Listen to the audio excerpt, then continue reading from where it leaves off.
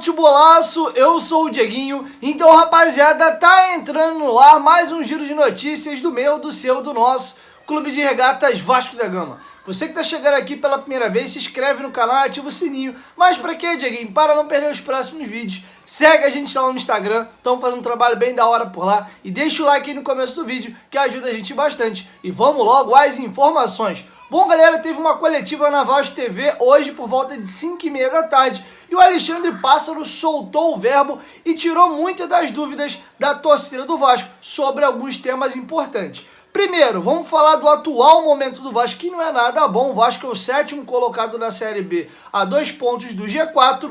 E também sobre reforços, muita galera perguntando sobre reforço, e aí quem vem, não vem, muitos nomes especulados, Dedé, Diego Souza. E eu vou deixar com vocês aí o próprio Alexandre Pássaro falando sobre esses temas. Vai falar do atual momento do Vasco e também sobre reforços. Independentemente da mudança de plataforma, né?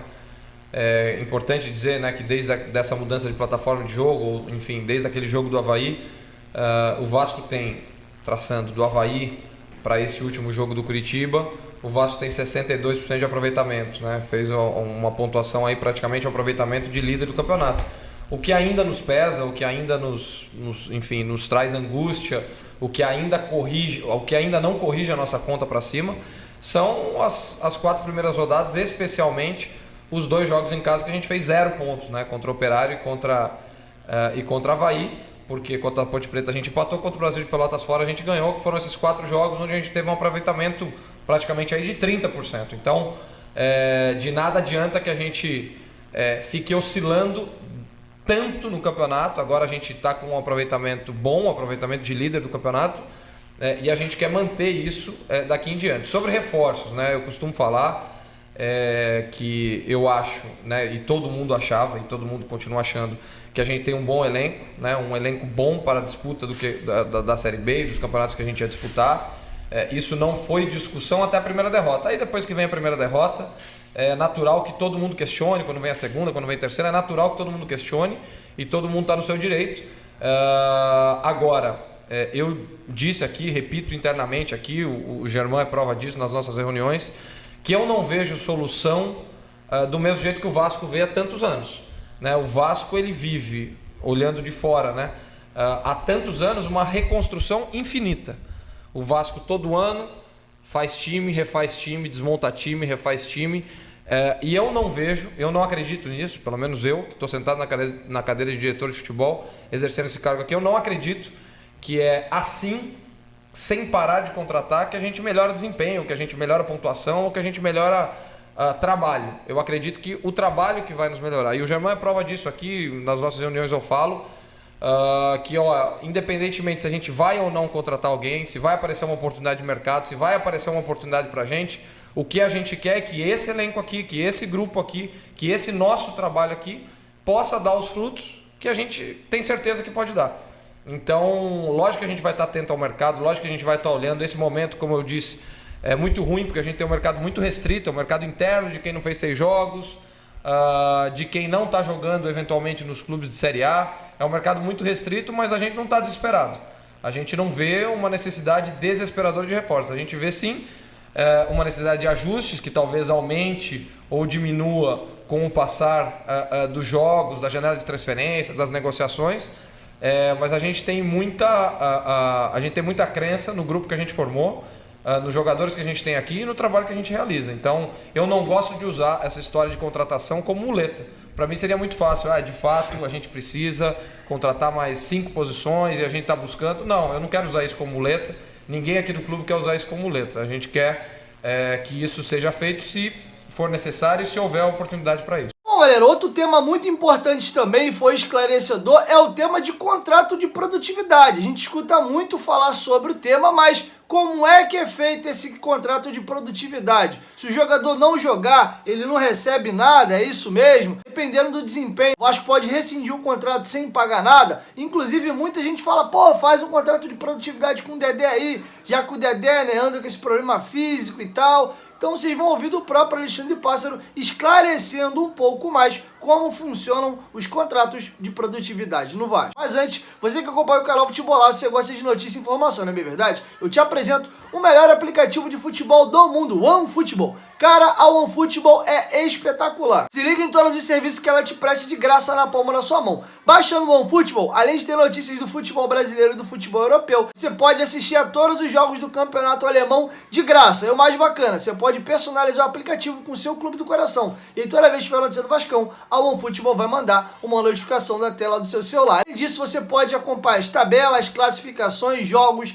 tudo de graça na palma da sua mão. Baixe o OneFootball. O OneFootball é parceiro do canal Futebolaço. O link está aqui na descrição do vídeo e no primeiro comentário fixado. Uma oportunidade para eu esclarecer isso, porque a fórmula ela não é exata, né, para todos os casos.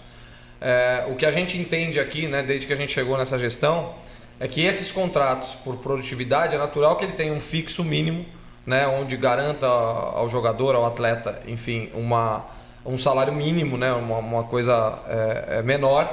E aí, conforme o jogador joga uma quantidade determinada de jogos, e aqui normalmente nós fazemos por trimestre, ele ganha um valor que corrige esses meses para trás. Então, por um simples exemplo, se o jogador ganha 20 mil reais e em 3 meses ele atinge uma produtividade de jogos como titular ou ao menos 45 minutos, essa é a única métrica que a gente usa, titular ou 45 minutos por 60 ou 65% dos jogos, a gente vai pagar, por exemplo, para ele um valor de 60 mil reais pelo trimestre. Isso quer dizer que o quê? Que pega esses 60 mil reais, divide por 3, dá 20 mil, o salário dele saiu de 20 para 40.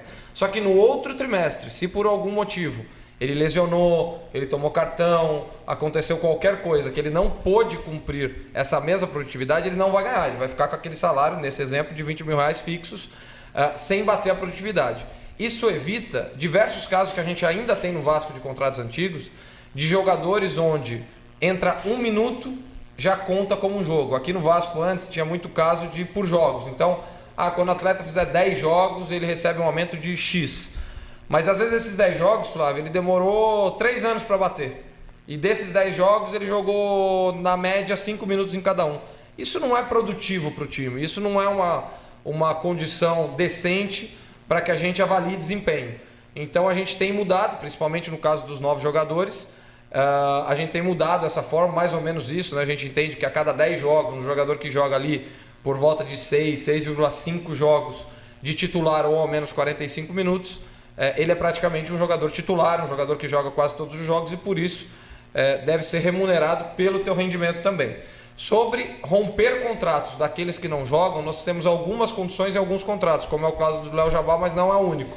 Mas não em todos, porque a gente também entende que esse risco, né, no momento de uma contratação, você oferecer esse risco a um jogador que tem diversas propostas, como foram quase todos que a gente contratou nesse ano, seria uma coisa não atrativa para o jogador, uma falta de segurança. Uma coisa é dizer a ele, olha, você vai receber mais baixo, porém, se você estiver bem, depende só de você, se você jogar, você vai ter um acerto nessa conta. Agora, fazer o contrário não seria atrativo para todos os casos, mas a gente tem aqui alguns casos sim, e não é só o Léo. E aí galera, vocês gostaram da resposta do Alexandre Pássaro? Acho que faltou ele aprofundar um pouco mais esse assunto. Inclusive a gente começa a pensar aqui, será que determinados jogadores são escalados ou pelo menos entram regularmente para poder bater meta? Deixa aqui embaixo nos comentários. Para finalizar, vamos falar de renovação de Germancano, que é o que a galera estava esperando ouvir dessa coletiva, já que estava o Cano e o Alexandre Pássaro. E eu vou trazer para vocês a fala do Alexandre Pássaro. Na verdade, novidades concretas a gente não tem, mas a gente nunca perde essas duas renovações de foco, né? Eu vou focar no do Cano aqui, que tá do meu lado. A gente já expressou, eu, o presidente, todos nós, para ele e para o empresário dele, o nosso desejo, óbvio, de renovar o contrato dele, não por 1 ano, mas quem sabe até por mais tempo, mas que a gente precisa ser responsável nesse momento, o que é totalmente diferente, né? A possibilidade é totalmente diferente da nossa vontade, e que a gente precisa ser responsável, a gente precisa ter uma condição melhor e mais concreta da nossa vida, principalmente no ano que vem, que é o prazo que seria do novo contrato, a partir do ano que vem, e com essa sinalização a gente conseguir evoluir. Então não é um assunto esquecido, muito pelo contrário, é um assunto que toda hora a gente está buscando, e não necessariamente talvez só o acesso para a Série A seja uma oportunidade de garantir essa renovação ou de garantir essa nossa condição de renovar, mas a gente está buscando também outras formas para que a gente possa oferecer ao Germancano, ao André ou qualquer outro jogador que venha a renovar para o ano que vem, uma condição que a gente possa cumprir. É só isso que a gente quer, botar no papel, o papel aceita tudo, né? A gente sabe disso, mas a gente também tem que sentar com o Cano, entender no momento que a gente sentar com ele, as expectativas dele, o desejo, só que o desejo é mútuo, né? Ele já manifestou pra gente o desejo em renovar, em ficar no Vasco, com todo o carinho que ele tem, e a gente manifesta para ele também o desejo que ele renove. Então, a gente precisa ser responsável, porque simplesmente renovar o contrato seria fácil, como muitos contratos a gente pegou renovado aqui,